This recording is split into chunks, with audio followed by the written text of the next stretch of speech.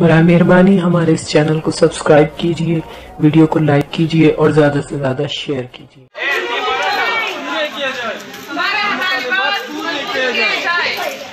हमारी नर्सेस को अपग्रेड किया जाए।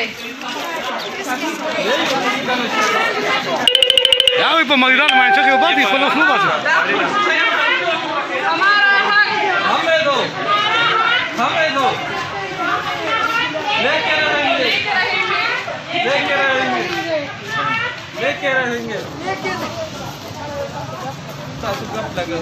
बस बस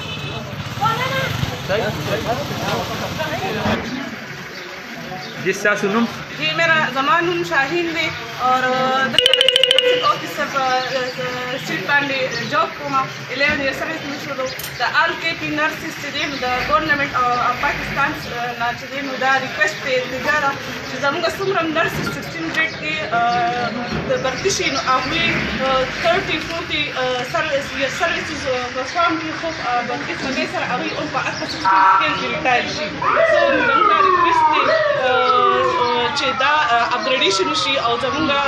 نمبر 2 دا چې زمونږ د نرس د پرجدا ډایریکټریټ ټایم شي او د دې سره سره زمونږ نرسز انتهایی کمې کیږي او د دې وجه زمونږ نرسینګ کیر ډسټرب دي او زموږ سروسز هغه سي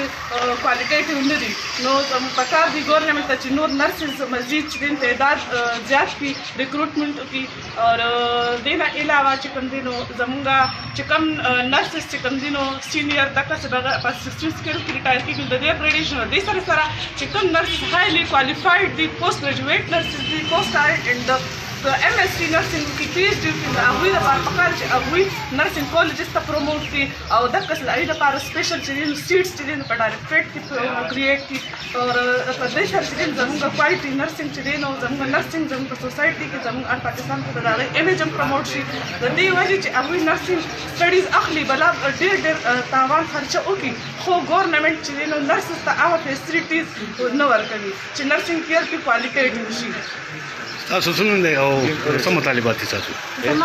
یو لږ راوستو شخصیږي کنه د موبایل پکې راځي تمام شخصي حیات ته زه د سټاف نرس ته نه دلته د هسپتال کې ډیوټي خپل کار کوم دا زموږ پر امن احتجاج دی او حکومت نه زموږ ډیر زیات احتجاج دی چې زموږ کم داسې نرسز دي چې په کم کیډر کې چې دی نو هغه یې اپوینټ شي 30 سال 34 سال 35 سال هغه سرویس وکړي او مکه چې دی نو مکه کم سکیل کې چې اپوینټ کېږي او هغه کې